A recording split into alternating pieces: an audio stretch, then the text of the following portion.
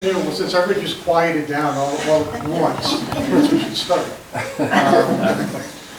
Thank you all for joining us. This is our April presentation from the Ravena Historical Society. It's our last one for this part of the season. We'll pick back up again in September. Thank you all for coming out. It's great to see everybody. It's nice to get a crowd.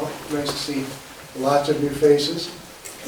Before we get into things, let's rise for the Pledge of Allegiance. Allegiance to the flag of the United States of America and to the republic for which it stands, one nation, under God, indivisible, with liberty and justice for all. Thank you. Just to let you know, as I said, this is our last presentation for spring and summer. We'll pick back up again in September. Those dates will be announced, but in case you're filling out your calendar now, September 14th, Dick Woodgeo, Greene County historian, will be here with his talk on D-Day. Dick, if those of you who have not been through one of Dick's talks, he's a very engaging speaker, does great research. D-Day is his most recent talk, and we're looking forward to bringing Dick in for that. We're kind of developing a theme here around bookending the summer. And then in October, I believe we're being joined by our friend Dick Brooks. Topic to be the Red Schoolhouse's education in the 1860s. Which is great because it ties in with what will be kind of the ending part of our education display on the far side of the museum. So we're looking forward to that in November to be announced. It's also probably a good time to, since we have a captive audience and we never want to let that go to waste and be shamelessly promotional, for those of you who have not been here, take a look around before you leave today. It's a pretty active, small museum. We do a lot of conservation work on thousands of artifacts. We do have a conservator, a paper conservator, who gently handles and takes care of our thousands, tens of thousands of pieces of ephemera, letters, photographs. We have a tremendous collection and a pretty deep set of displays talking about this community, Ravena, Coeymans, and the larger outlying community. But all of that requires both the dedication of a number of volunteers, but it also takes resources to make sure that those donations are properly handled and stored. We're about to finish inventorying or getting everything into a museum program so that we can easily document the materials we have here that are entrusted to us. And we also continue to go through a lot of materials, making sure that whether they're fabric or paper, they're being carefully handled and preserved properly. So if you are feeling like you would like to support your local museum, please feel free to join the organization. Your money does not go to waste. Or if you would just like to make a donation to our fund for preservation or for exhibitry. You'll see a lot of exhibits as you walk around. We try to change several of them at least a few times a year and put up exhibits that are both timely and also well-crafted and interesting. We like telling interesting stories, and telling interesting stories really is what history is all about. So that's the shameless promotion. If you do want to join us, if you're not already a member, please pick up a membership application on the way out. We'd love to have you join. Which brings us to our speakers today. And our speakers are both, multi-generational members of this community. Their families have been here for a few generations, going back well into the early 1900s, if not the late 1800s. Zach Clouse has always had a passion for storytelling. He grew up fascinated by history, in particular the stories of World War II. With a degree in communications from Siena, Zachary is a videographer for the NBC affiliate in Albany, which we know as WNYT, kind of locally. In 2021, he produced the documentary Her Men, which he was here to discuss 2 years ago? Yeah. Roughly 2 years ago. That film would go on to win the People's Choice Award in 2021 at the Catskill International Film Festival. And was also a nominee for Best Documentary Short at the London Shorts Film Festival in 2021. His dad, Peter Clouse, a graduate of RCS, as was Zachary, of course, a Columbus Law School graduate, also graduated, went to school at Columbia Catholic University and also Union College. Practiced law here, as many of you know, for many years and served as our county legislator, county legislator from this district for over 20 years. Peter worked with New York State DEC, also with the New York State Assembly. His writings have been published in several publications, and he too shares his son's passion for history. And it's kind of exciting when a father and son can find common ground, especially in something like history, and work so closely together to develop a story that we're going to hear at least a part of today. As I'll explain, with all history, you never quite have the entire story. So with that, I am really excited to welcome our local speakers, Zachary, Peter, Clouse.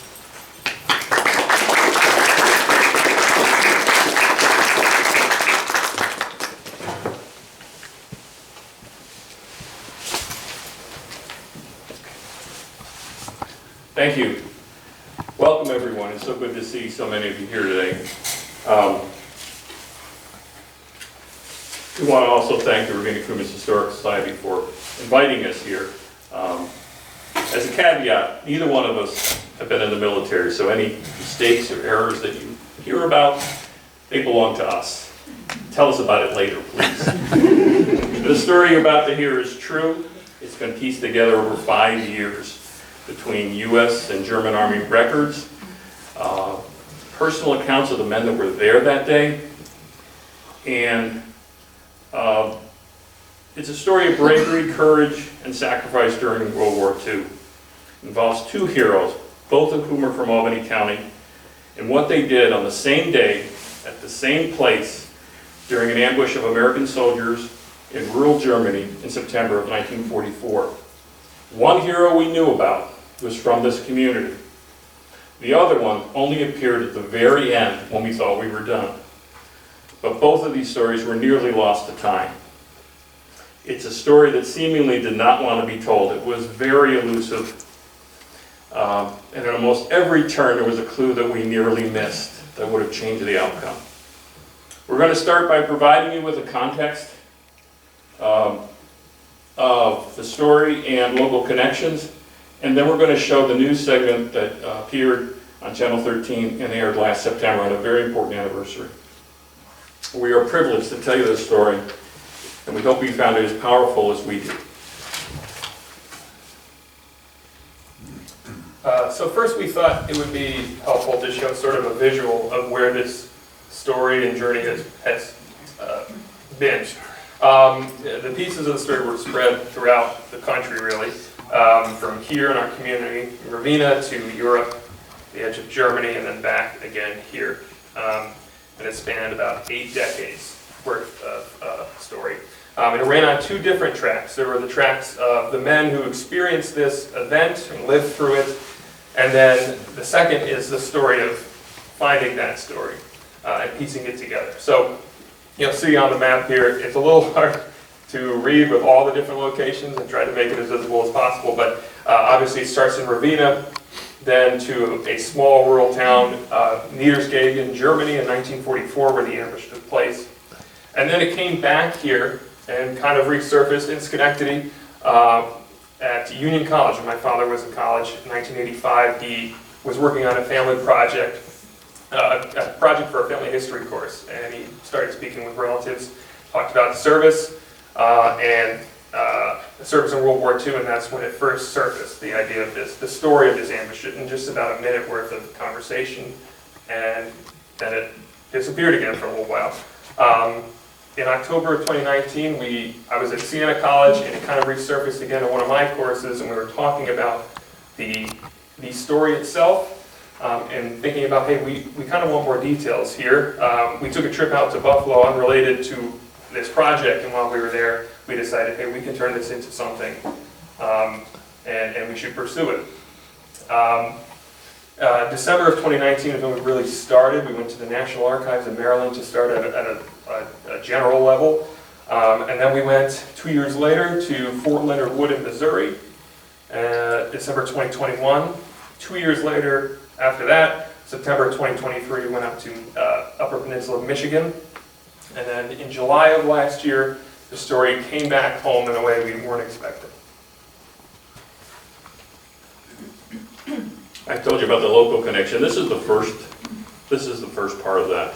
The local hero was a man named James Scalzo. He was born in Coeymans in November of 1917, and his family moved to Ravena. He was a child of Joseph and Teresa Scalzo, and he had 4 siblings, his brother Pat, brother Anthony, brother Frank, and sister Mary Ann. And James was my uncle. He attended Ravena High School, as you can see in a couple of photos that Zachary was able to find from sources right here in the Historic Society. These are taken in the 30s on the far right of your screen. And just a naming convention, we're going to talk about my Uncle Jimmy, who was always my Uncle Jimmy as an older man. Well, when we started this project, Zachary started calling him Jimmy, because Jimmy was really his age counterpart. So then I called him Jimmy, and we're going to refer to him as Jimmy throughout the rest of this presentation. So skipping ahead a few years to his military service and the start of his service, he was inducted into the Army, the United States Army, in August of 1941. You can see a clipping from the Ravena News Herald in August of that year, which again we found here at the Historical Society. He was among the first, he wasn't the first, but he was among the first in the area to be drafted, just shy of his 24th birthday. And you'll notice, obviously, August of 1941 is prior to Pearl Harbor, so the war hadn't started yet, but the Selective Service Act, signed in 1940, a year before, by FDR, required men between 21 and 45 to sign up for the draft. So Jimmy was drafted, his number was called, and this was the first peacetime draft in American history. He was inducted into Fort J, you'll see on your screen there, into the Army, which is located at Governor's Island in New York City. Eventually, he made his way, after training, to Camp Livingston and joined the 107th Engineer Regiment at the time in Camp Livingston, Louisiana. While he was there, or around the time he was there, the exact timing is sort of confusing, but we do know he was there when they began mobilizing the unit there after Pearl Harbor. The troops mobilized, and then the unit was actually sent back up northeast to deploy to England. So we're going to talk about the combat engineers a lot today. So first, it's important to know what they are and what they do. So as I mentioned, Jimmy was assigned to the engineers, 107th Engineers.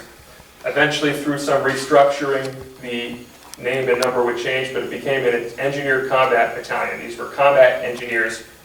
And what they did, they had a lot of different roles during the war. So they built and cleared bridges and roads and debris to facilitate quick movement of troops on the battlefield. They went ahead and looked for disabled mines and unexploded ordnance on the battlefield. They also laid mines for defense when necessary. They also did things like deliver water to troops, units on the front lines. And they did work on the front lines, and in some cases even ahead of the front lines. So obviously it was a dangerous job. Oftentimes they're under direct fire. But the battalion commander of the unit during the war, they were asked, he was asked to write something in a newsletter, and he was quoted comparing his service in the engineers to his pre-war profession of just being a civil engineer for his community. And he said, it's just like working back in the States, except you're being shot at. Also in some dire situations, which happened to Jimmy's unit three times, the unit was activated to fight as infantry. So engineer units could turn into regular old infantry in emergency situations because each of these men were trained as riflemen initially on top of their engineer training. So they had that base training. Now there are two sort of types we're going to talk about today in terms of the organization of engineer combat battalions. There's an organic engineer combat battalion, which is in-house, basically. It's a unit that stays within the division. So you have an infantry division that has different types of, got the infantry units within it, There's headquarters, medical, and there's also an engineer unit within that division, infantry or armored. And they stay with the division. They go wherever they go. They're in-house, right? And the second type that we will refer to today is a non-divisional kind of a corps level unit. So it could be attached to various corps and army units when they were needed, sent wherever. And that happens to Jimmy's unit a lot. We kind of refer to it as like a free agent unit. It's for us to understand at least that they're free floating and they're attached when necessary and when they're needed. So the unit, as I said, the name and number have changed during the war. And there was a restructuring of the engineer corps during the war a couple times, and it becomes a little bit confusing. But prior to the war, and at the beginning of the war, the unit was the 107th Engineers. In the middle of the war, for a few years, it became the 254th. So we'll refer to the 254th. That was the bulk of their time in the combat zone. And then after the war, it reverted back to the 107th. So we'll refer to them interchangeably, but largely 254th Engineers. So that was a Michigan National Guard unit that Jimmy joined. Obviously, Jimmy is not from Michigan, but many of the men in this unit were from the Upper Peninsula, mainly of Michigan. But Jimmy, like some others, was a replacement. He filled in some open positions as the unit mobilized, federalized, and then deployed. And again, this is one of those units, we talked about the types. This is a free-floating, corps-level engineer unit. So they're attached when necessary and when needed, and you'll see that a lot. And it comes up again, importantly, later in this presentation. So we talked about a new type of soldier, combat engineer. There were a lot of new types of soldiers in World War II. In addition to that, there was a need for a new type of equipment. Specifically, that's how we got the Jeep. Jimmy's classification code was 475 mechanic or machinist, which brought you into a whole category of engine repair and replacement. He worked at Orange Motors, a Ford dealership in Albany. I don't know how much he got into car breaking down and building up. Actually, we ran across a veteran who told us, yeah, I remember Jim, he worked a lot in the parts department. So we're not quite sure, but for some reason Uncle Sam said, you're going to be a driver, and that's what we're going to classify you as. So he didn't have a background in engineering, but he had a background with vehicles. Along came the need for a Jeep. It was designed in 1940 because the Army needed something tough and rugged, able to get in and get out very fast. Over the course of World War II, there were 640,000 Jeeps produced. The primary role in our scenario today was as a reconnaissance vehicle. While it was vulnerable to enemy gunfire, small arms fire, it could get in and out relatively unseen. No armor, but it was fast. And how good was it? Well, Ernie Pyle, who was a legendary World War II correspondent, said this: it did everything. It went everywhere. It was as faithful as a dog, as strong as a mule, as agile as a goat. It constantly carried twice what it was designed for, and it still kept going. That was the Jeep. And it turned out that Jimmy and his Jeep were a perfect pairing. So as you heard, in December of 2019, Zach and I went down to the National Archives. It was a wonderful experience. We had to take a test and show that we were able to handle the documents, we were able to handle original documents. It was a phenomenal experience as a researcher. Once we were qualified, we were able to get into the closed stacks, actually make a request for the closed stacks. And we split up. Zachary went to the floors that had photographs and audiovisual material, and I went primarily to the areas that had documents and some photographs, but a lot of unit records. And we kept busy for 2.5 days. We scanned as much as we could. We both brought scanners and our own cameras, and it was a tremendous experience. There just wasn't enough time. We almost missed our flight coming back because we just wanted to get one more scan, one more photo, one more document.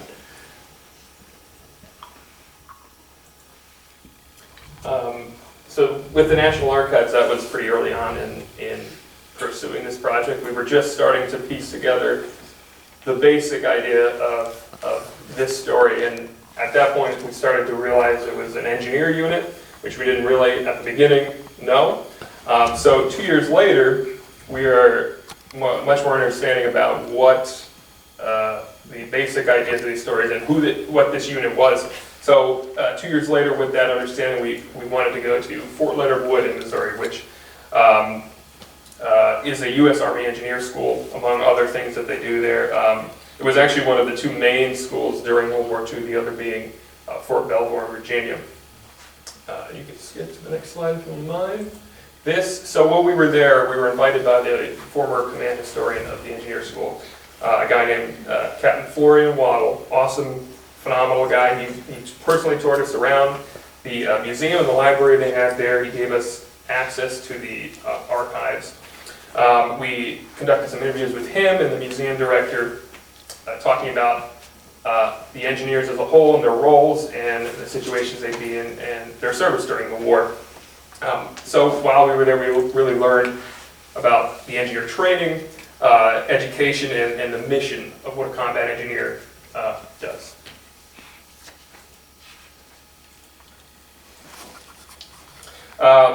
Two years later, our last major trip during this project, we went to the National Guard Armory that this engineer unit, the 107th Engineers. As I mentioned, during the war was 254th. Before and after was the 107th. This unit does still exist. It is still a National Guard unit, and it is based, and it has been based out of Ishpeming, Michigan. So we had gathered a lot of the information at this point, September of 2023. We pretty much thought we knew the story well, but we also knew, hey, we hadn't actually been to their place of origin. In talking with the battalion, he was a former battalion commander during the early 2000s, but he is now the secretary of the association. Talking with him, we communicated a lot with him, you know, he had said, there's lockers that you can see here in this photo. There's a bunch of lockers they had in this basement that they really hadn't been through. They didn't really know what they had. It was kind of unorganized, and they said, we talked about, hey, we'd love to come out and take a look and see what you got. And initially he said, Colonel Tom Perry, Mr. Perry said, you know, it may not be worth it. We don't really know what we have here. I don't want you guys to make the trip for that. And then a few days later, he had looked at one box, and he called me, and he said, you've got to come out here. Change my mind. You have to come out here. There's a lot. Just looking in a quarter of this box, there's a lot of material. Not organized, but you might find what you're looking for here. So we did go out there. We were invited out to the armory, which was under renovation, but they still gave us a room to work in, gave us open access to these storage lockers, and that's sort of an example of what you see when you open it. Kind of just boxes of stuff, not really organized by year, time period. So we started looking through, and we found some really awesome stuff. We found original letters, photos, sketches, first-person accounts of this ambush in particular, and maps created by men who were there and experienced the ambush. So this trip became sort of the icing on the cake, filling in those cracks and details. So after 5 years, all this time of research, after this, now we think we've finally pieced this story together, which we thought after every trip. But now we finally think we've pieced it together, and this has to be everything. But of course, this led to further chains of events that have led us here today. So now that you have the context, and you know at least one of the people involved in this incident, we're going to bring you back to World War II, Europe, on the edge of Germany in 1944. The 254th, Jimmy's unit, has gone from landing in Northern Ireland in early 1942, spending about 11 months there, and then going through to England and spending another almost year and a half, ending up at a coastal town called Newquay as D-Day begins. Then they go across the rest of Europe, and now they're on the edge of Germany. In the meantime, Jimmy has learned his job very well. He's assigned as a Jeep driver for Company C. He's gotten to really know all the Jeep's capabilities in all kinds of conditions. And that's what his job was, And that proved very important for the incident that we're going to tell you about.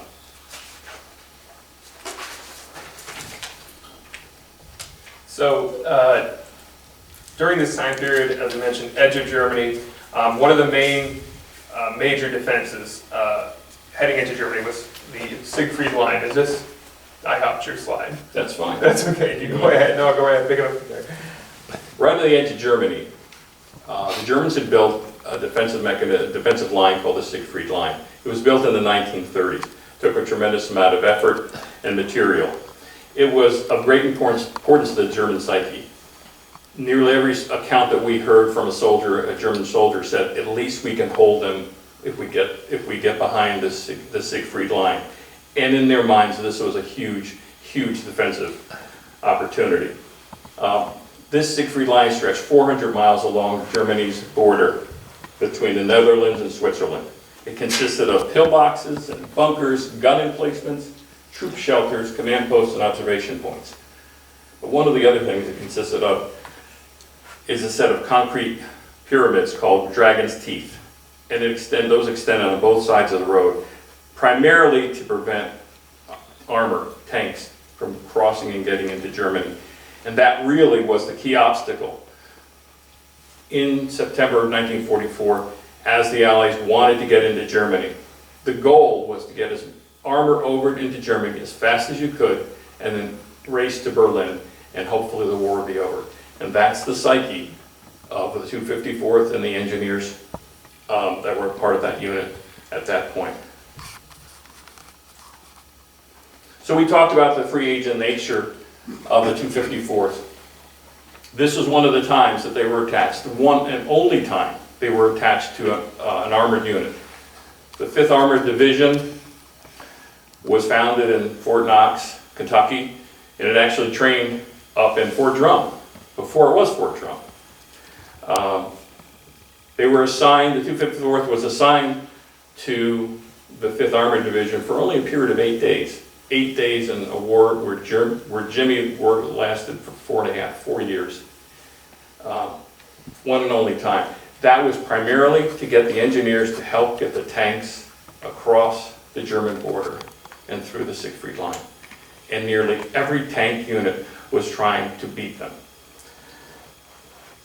And just to give you a sense of how much on the vanguard this was, we're talking about September 16th, 1944, where this ambush occurred. Jimmy's unit was assigned the day before on September 15th. The 5th Armored Division's reconnaissance unit was the first to cross into Germany of any Allied unit during the war. So the 254th and Jimmy were on the vanguard of World War II.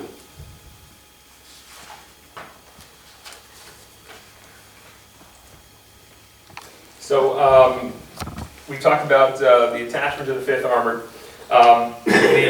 This kind of goes back to the idea of organic engineer battalions and free-floating ones. So 254th being a free-floating unit attached to the 5th Armored. The 22nd Engineer Combat Battalion was the in-house organic engineer unit part of the 5th Armored Division. So during this time, to help get the tanks across, of course, but the 22nd and the 254th working together were also working on dismantling the Siegfried Line. That was taking a while, but they were disarming and destroying pillboxes, these fortified concrete bunkers that the Germans had built along this line, and routing out the Germans at that time as well. So, as we mentioned, September 15th, 1944, the 254th is attached to the 5th Armored. And just to give you a sense of how much they were working on the pillboxes, destroying that, the 254th showed up that day with 5 tons of dynamite to help do that job. And then, of course, this brings us to September 16th, 1944. So that morning, the 254th engineers, they're at their bivouac, their headquarters, base camp at that point, in Wallendorf, Germany, right on the border between Germany and Belgium. It's an early morning, it's foggy, there's limited visibility at this point, and 8 engineers are called for a job, called for patrol. As we mentioned, the armored divisions of the U.S. Army are champing at the bit at this point to be among the first to get further into Germany en masse across these barriers, Siegfried Line and water obstacles. So what the engineers were being tasked to do was to identify the best areas to allow the 5th Armored Division's tanks to cross the waterway boundaries. So they're looking for a location where the river can be crossed by wading if it's shallow enough, or an area where a bridge can be built quickly, best suited for that. And there was a location a few miles northeast of Waldorf, Germany, that at that point looked fairly appealing. It was a ford. And down the road, this would be called and written about in official Army engineer books. It would be called Dead Man's Ford. So these 8 men set off in 2 jeeps. The first jeep had the captain, a driver, a first sergeant, and a gentleman who was the mail clerk in the headquarters unit. And the second jeep consisted of a first lieutenant, the driver, who was Jimmy, a weapons sergeant, and another private. So there was 8 men in total in 2 jeeps.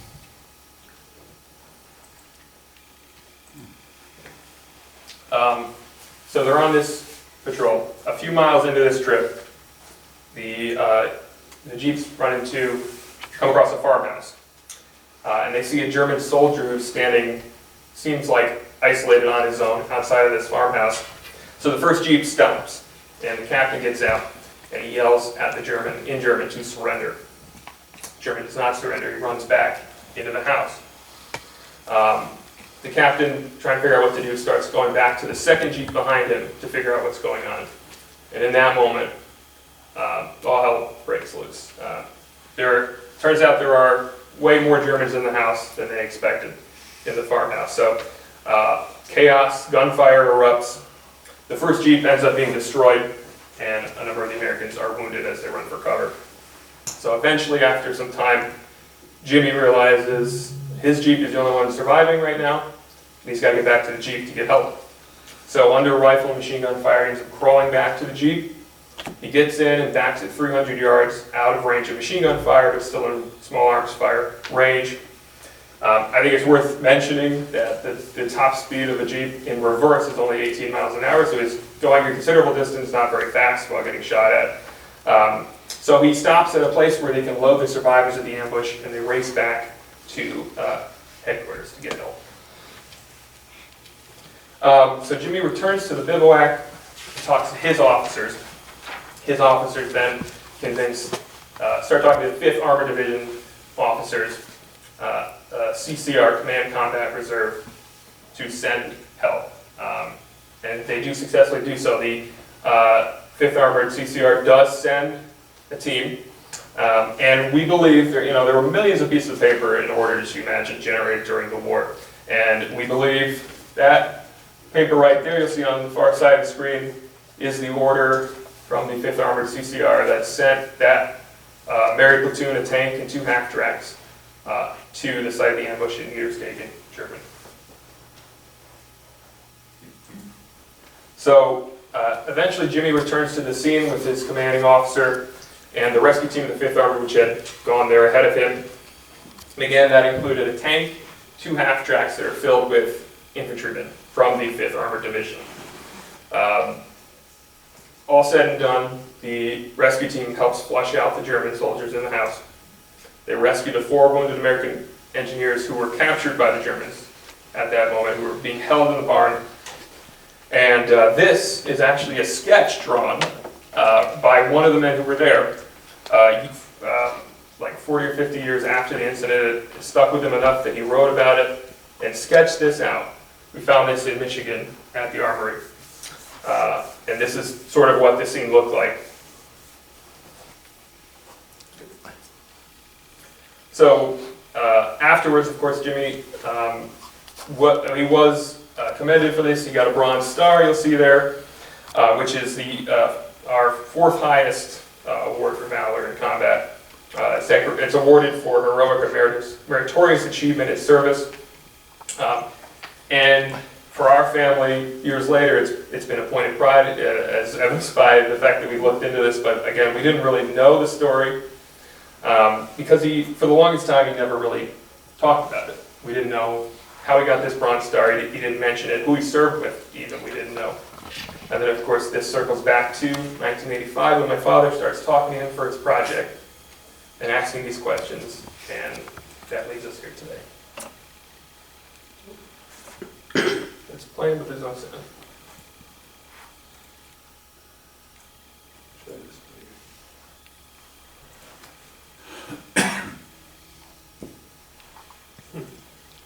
Let's try this.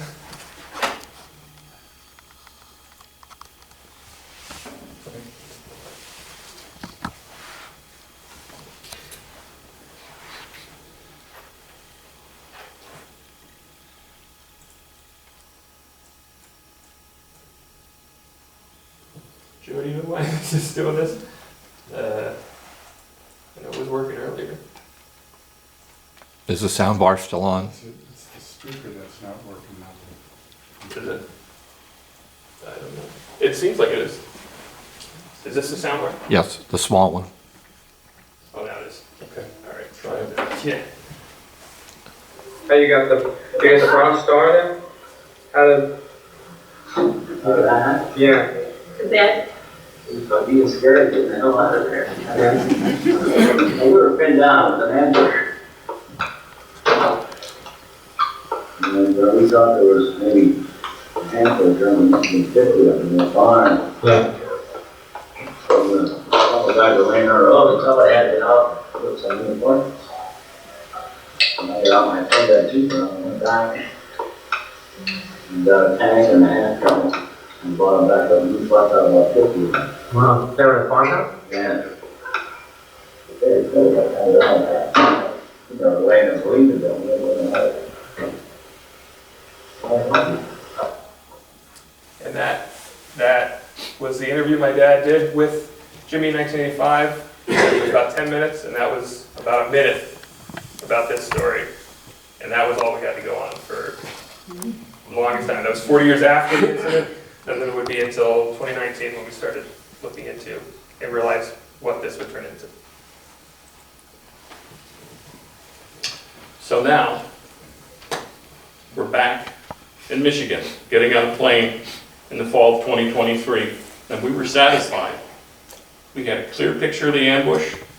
We had no unresolved plot points, no loose ends, just a clear, satisfying resolution. We had the whole story, except after we got home, we started going through some of the things that we scanned. And it took a while, but around February, we came across an account of a weapons sergeant who also responded to the ambush. He included in a letter a somber footnote that he wrote back in 1998. He said, "I don't know the identification of the half-track crew that responded with the tank, but one member was killed and one was wounded." It turns out we thought we were done. But the weapons sergeant was saying, "You're not done yet. There's more to this story. Follow this clue and see where it leads."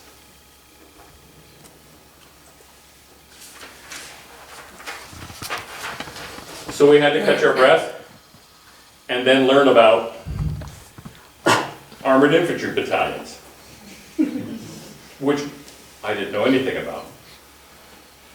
What did they do? Well, came across something that pretty much puts it in perspective. The armored infantrymen of the Second World War ripped through German lines and barreled across Europe into the Nazi heartland in half-tracks or on the backs of tanks. There were 100,000 of them, and a quarter of them never came back home. Which unit? Came the next question. Because the 5th Armored Division had 2 or 3 different combat commands. There were sparse records. We thought there were sparse records about the combat engineers.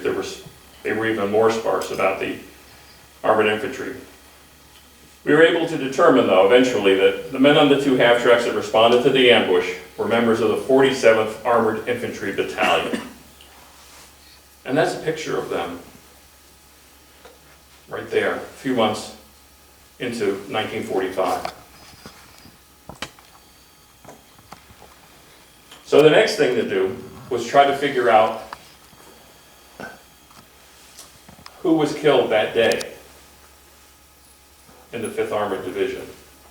And we came up with a list of 5 names, which we were able to winnow down to 3 based on unit and general proximity to the ambush.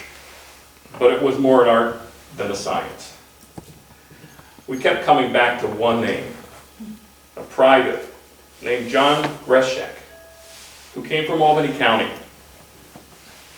We thought maybe we could try to find his family and get some more information that would help fill in the blanks for us. One thing we did know, he was only 19 years old when he died. I was certain the person we were looking for was John Gresham. Zachary was more circumspect.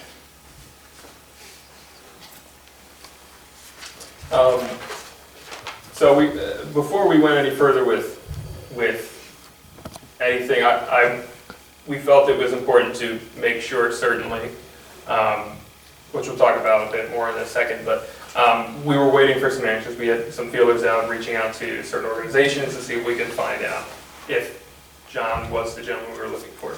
So while we waited for some responses about Private Greshek, we kept working on finding that surviving family to see if they might have some answers. So we traced the Greshek family tree back, but it was slow going. It was hard.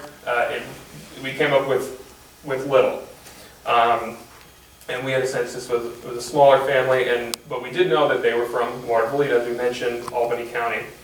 And one name kept showing up in newspapers and documents, named Sophie Busson. We found this item about Sophie in a newspaper clipping. She's standing in the middle there.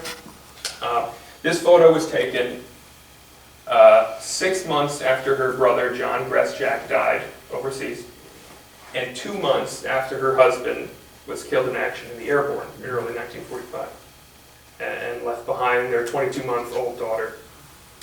And still, we find this photo amazing because in this photo, she's rolling up her sleeves and starting work at the Waterville Arsenal. So after giving so much, she continues to give to the war effort and working at the Arsenal. So it was pretty clear, just knowing the context in this photo, this is a strong, strong woman. And something we'd also like to mention, we found this in our research as well, that Sophie was the oldest sibling of 4. One of the siblings, of course, being John Greshek. But they lived at St. Coeymans, which was an orphanage in Waterville. And when she left the orphanage, she provided a home for her siblings as they aged out, including John. So she was the matriarch of the family and helped them together for a long time and really for the rest of their life. So we kept looking at this information, trying to find the family. And again, this was the name we kept finding. And then we looked at the casualty listings on that day in 1944 and this photo, and we sort of kind of knew something told us that this was the guy we were looking for, John Greshek. And in one more selfless act from Sophie on behalf of her family, she helped lead us to him, from her and him to the rest of the family. Newspaper articles referencing her would eventually lead us to addresses and names of living family. So we mentioned that we had reached out to some official channels looking for information to confirm things.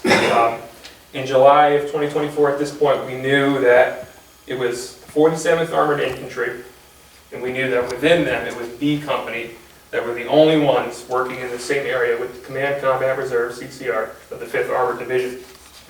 So we knew it had to be someone with those specifics, that they were from B Company, 47th Armored Infantry. And one of the things that is created when a service member is killed, at least at this time, was the individual deceased personnel file. So in theory, you're supposed to be able to go to the archives and find this information, but it details info on the death, sometimes including eyewitness accounts, occasionally. So we looked through some official channels. First, obviously, we want to go through the National Archives. That's where they say you can find this information if it still exists. Unfortunately, and this is an obstacle that's come up over the last 5 years, very often. It has made us look at some more niche channels to find things because of this, but there was a big fire at the National Archives in 1973. So if anybody's tried to find service member information, they know that a lot of, especially Army records, were burned in the fire. So National Archives responded to me and said, unfortunately, this is probably burned in the fire. It doesn't exist anymore. But they said, look, you can go to contact Fort Knox in Kentucky, where the 5th Armored Division originated and is still based, and see if they have information. So I did. The National Archives told me to contact them, so I did. So I wrote to them, and of course Fort Knox said we wouldn't have anything like that. In some cases, they may have documents that would allow you to recreate the IDPF deceased personnel file, but they said no, there's nothing here. Sorry, you're out of luck. So at this point, it was frustrating because we think every channel we've gone through has said there's no way to find this information, and we figure we're never really going to know for sure, which is really it's frustrating and kind of sad. And then I had remembered this gentleman I reached out to like a year prior for some other family history research. A guy named Bill Beagle. He's a professional World War II researcher.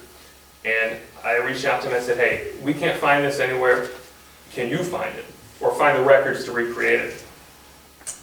And he didn't even blink. A couple months later, he responded. And sure enough, he had the full file, the individual deceased personnel file. How? I don't know, but he had it and he delivered it.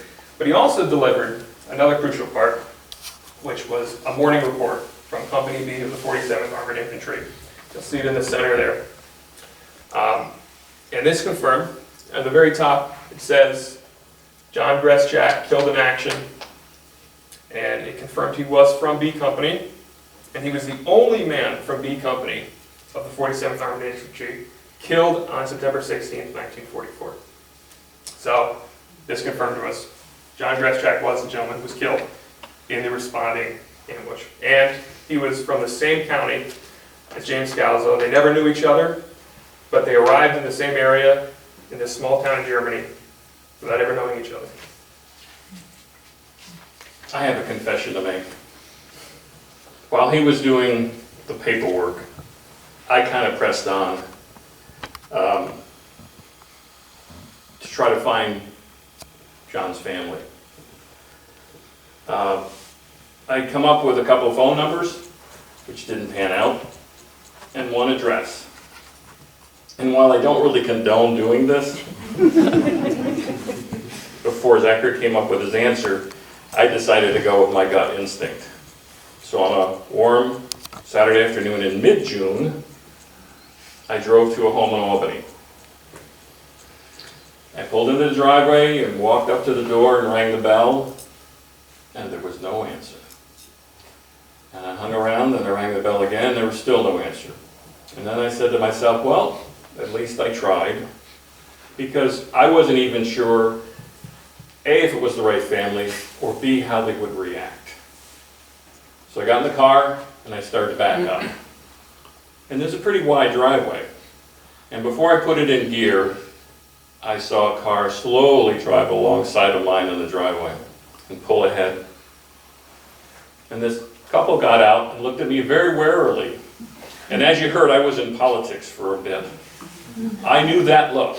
And I knew you only have a window of a few seconds before they either unleash the dog or tell you to get off their property. So I immediately asked them, I asked the woman, I asked her 3 questions. I said, are you Donna? And did you have an uncle that got killed in World War II? And did your family come from Waterville? And she kind of looked a little bewildered and she said, yes, yes, and yes. And I said, well, my name is Peter and it's taken about 4 years for me to get to your driveway. And this is going to sound a bit odd, but I think I know a little bit about your uncle. And I can't say with certainty, but I'm fairly confident that he died doing something very heroic. And she said, do you want to come into the back patio and sit down? And I said, yeah, I'd like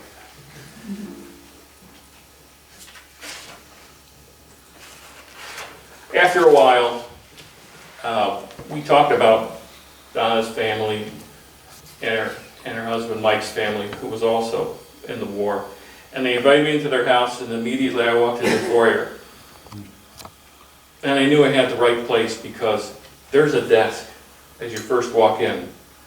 And on that desk, lined up, are all these photos of all the veterans in their family, except John's wasn't there. I knew I had the right house. This was a proud military family. I couldn't ask for a better family to bring this news to. And if I'm not mistaken, I think Donna said that she had just given up trying to find any information about her Uncle John, maybe a week or two earlier. She tried, but there just wasn't a lot of response.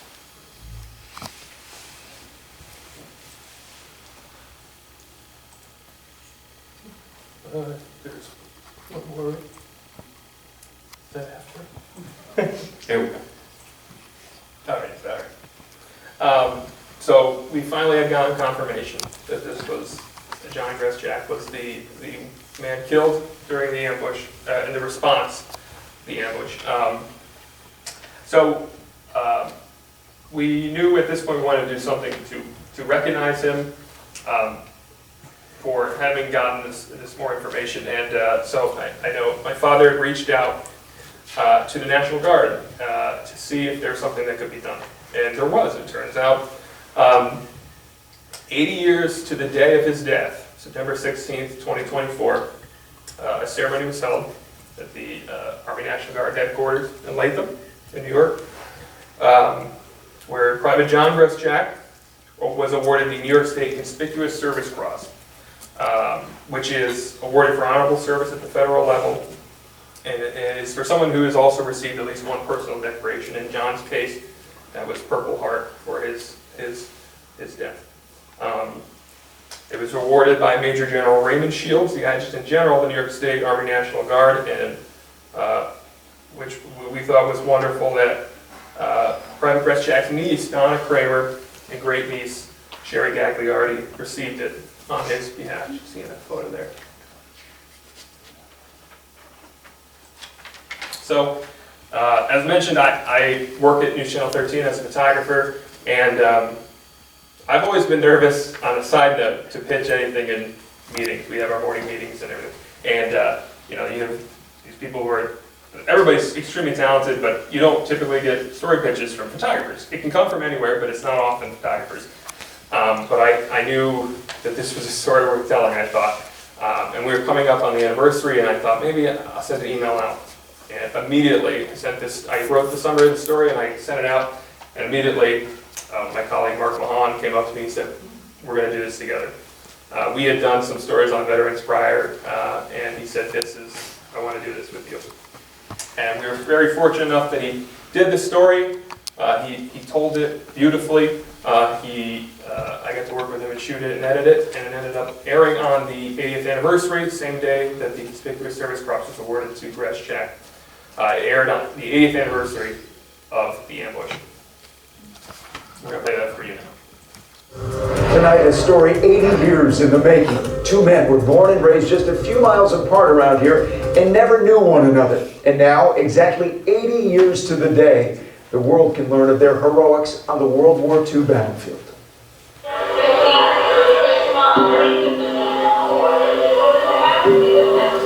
This was Jimmy Scalzo at a family gathering in Ravena in 1985. Did you get the Bronze Star there? We were pinned down with an ambush.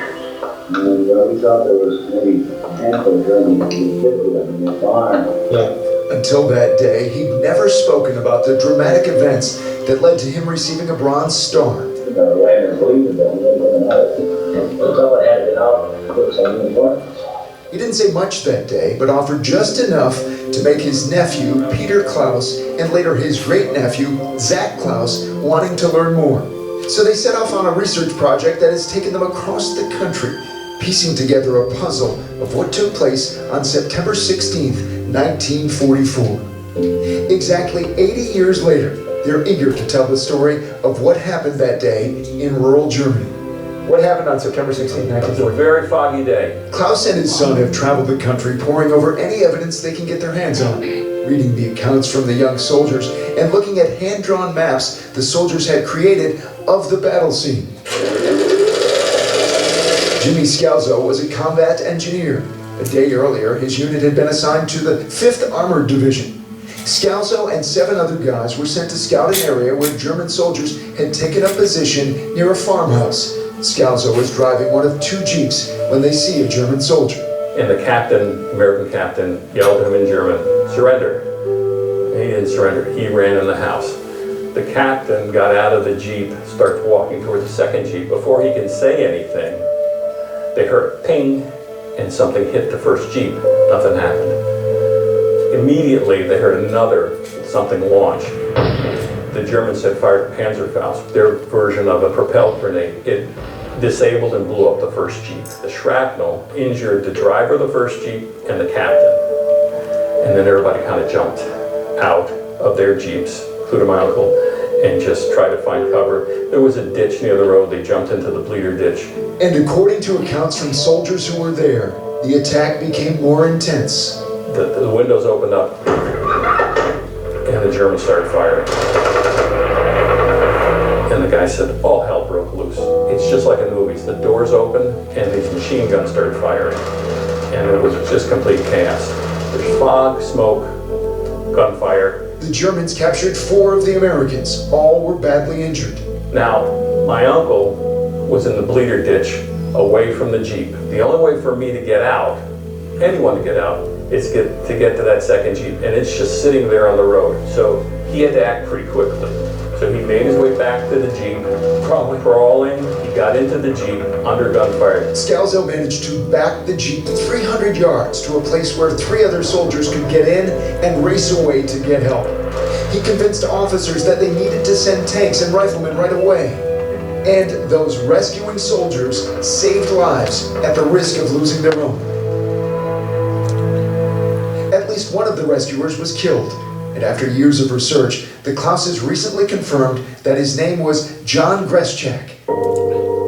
And out of the more than 16 million Americans who served in World War II, he happened to be from Watervliet, a rescuing hero born just miles from the hero who went to get help. Once Clouse learned that, he couldn't wait to share with the family of John Greschak, but finding them was almost impossible. He had just one option left. He drove to a home in Albany. I got out of the car and I said, listen, this is going to sound odd. I said, but are you Donna? And did you have an uncle that got killed in World War II? And did your family come from Watervliet? And she said, yes, yes, and yes. It turns out Donna Kramer and her proud military family always wanted to know more about her Uncle Johnny, knowing only that he was killed in World War II at just 19 years old. His Purple Heart and his name on a memorial is all they had, until the Clouses came. Before Peter came to you, did you have any idea that your Uncle Johnny was a hero? No, I knew that my Uncle Johnny had died in the war and died young, but I had no idea the circumstances. It was very uplifting and very gratifying that somebody was looking into something like this and wanted to honor somebody that I didn't know, but throughout the process have gotten to know, which really warmed my heart. Donna says the Clouses' revelation has even brought her family closer together.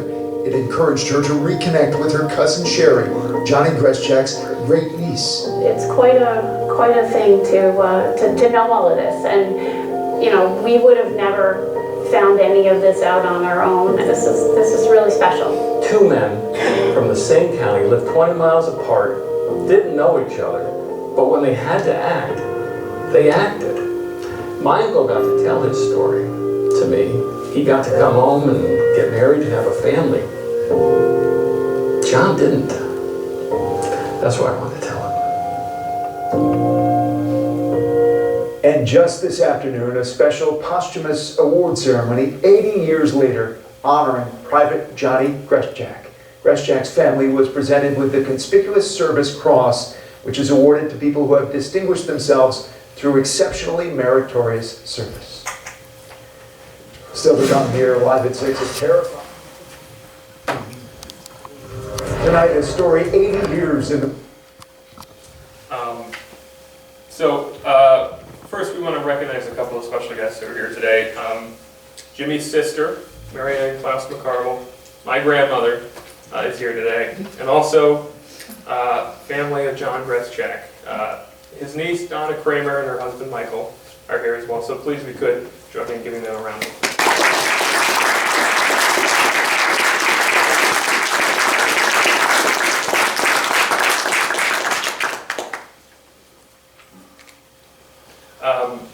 This started as just trying to figure out what that story that my great uncle had told his nephew in about a minute, what that was.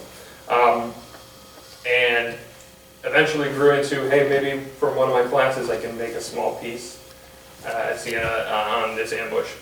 And now it's grown into having done all this research on this event, but also the unit he was a part of in combat engineers in general during the war. It's turned into thinking we should make sure we have this whole story finished and do a longer form piece on this because this is worth being told. The stories of these men and men like Jimmy and John. And largely those stories are untold. So over this whole time we've been working on a longer form piece. I initially thought it would come out after about 6 months. It's been 5 years. I keep finding more things. And it's hard to do it. I'm really glad it's not finished yet because we keep adding things. And I wouldn't want to tell the whole story I wouldn't want to tell the story without it being fully there. So we've been lucky enough to have some wonderful friends who've helped me shoot recreations of some scenes. We've had interviews and eyewitness accounts of these from vets and the former battalion commander of the unit. So it's been a really special experience. So as Zachary mentioned, there's a lot of folks that helped us. And a lot of it started when we didn't have any of this. We just had an idea. And a lot of folks just bought into the idea with us, and let us use their equipment, use their resources. Particularly, I want to take a moment to thank, there were several libraries across the country, and most of this occurred during the pandemic when we were doing heavy research and there was no way to get to the libraries. Libraries in Indiana, libraries in Michigan, and the RCS Community Library. The good folks here did a lot of interlibrary loan requests for us and helped us find some really important books. And its writers group made sure to remind me that when you do have an event like meeting John's niece, you write it down immediately so don't lose the details, and I thank them for that. There's several colleges the same way, as Zachary would contact them and say, we noticed online you have some of these documents and photos, could we scan them, could we use them, and they would scan them for us and send them to Zach. There were historical societies that helped us, like our society here with some of the pictures. There were societies in Michigan that helped. St. Patrick's Church allowed us to film a reenactment of a Rotary Club meeting that occurred in 1945 with my uncle. And there were several people in the military community that helped. As Zachary mentioned, General Raymond Shields of the New York Guard, Colonel Tom Perry of the Michigan Guard, Captain Florian Waddle of the former command historian at Fort Leonard Wood, the folks at the Division of Military and Naval Affairs who made this award happen within a very short period of time. They realized the importance of the 80th anniversary, and I asked them if they would do it, and they made it happen. And I'm appreciative of that. A friend of mine, Christine Benedict, who used to work with Military and Naval Affairs, and Janine Manarino, who works with the Patriot Hills organization, and again helped with on the military side of things. And there were several community members that donated their time, their expertise, their uniforms, their venues, their equipment, so many that we're very grateful for. I just want to give a couple of thanks as well to my brother Jacob, my fathers and my friends helping out with reenactments and voiceover work. They hadn't done this before, and they were like, sure, yeah, I will absolutely do voice work for your documentary, which has been super helpful, and I thank them for that and all their involvement. I want to thank Jimmy's children, Janice, Jimmy, Freddie, and Vicky, and his two grandsons, Ethan and Troy.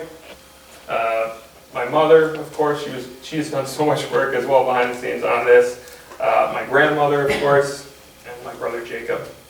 And also I want to thank the Grestjack family, without whom this really would not have happened. I mean, I always think about, he tells the story of how he showed up in the driveway, and I think about how he immediately said, "I'm not selling anything," and that you guys still were super open to him and warm receiving him, and truly we're really thankful for that, and thank you for sharing what you have with us. So Donna, her husband Mike, and Sherry Gagliardi, Private Grestjack's great niece as well. I also want to thank, lastly, the men of the 254th engineers, who we've come to sort of know on a somewhat personal basis through these letters that they wrote to these associations and their documents, and whose dedication, especially late in their lives, to writing this stuff down and sending it in and realizing that importance. Their dedication to telling these stories made all this possible. So, just in closing, I think this is just about half of the story. We've left out a lot of details. It was hard to cut out, and a lot of moments that we thought, wow, this was meant to happen, and this is a sign that this is meant to happen. So we hope eventually there will be more to come in a longer form piece. But as we said earlier, this story was pretty elusive and difficult to track down, and we thought it didn't want to be told, the way things were hidden, and we had to piecemeal things together. But it seemed like at the end of this, looking back, that it wanted to be told, but it was waiting for the right time, and that happened to be just as the 80th anniversary of the event, the ambush, happened. I think I can speak for my father and say that it was an honor to be able to tell this story and to work on it and learn these things about these men and to help tell it. And again, he said it really well at the end of that piece. While they didn't know each other, Jimmy Scalzo and John Grestjack, they both lived in the county just about half an hour's drive away, and they both answered the call. They were young men who answered the call, and because of that, our families have been linked since then, whether we knew it or not, and they will continue to be linked moving forward. So it was a pleasure to honor both of them, and we want to thank you for coming out today and listening to this. Thank you.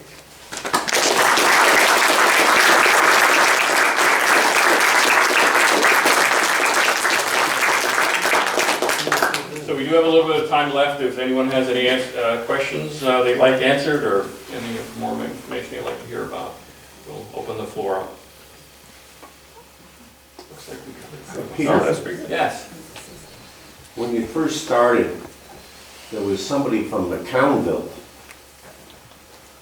in Albany.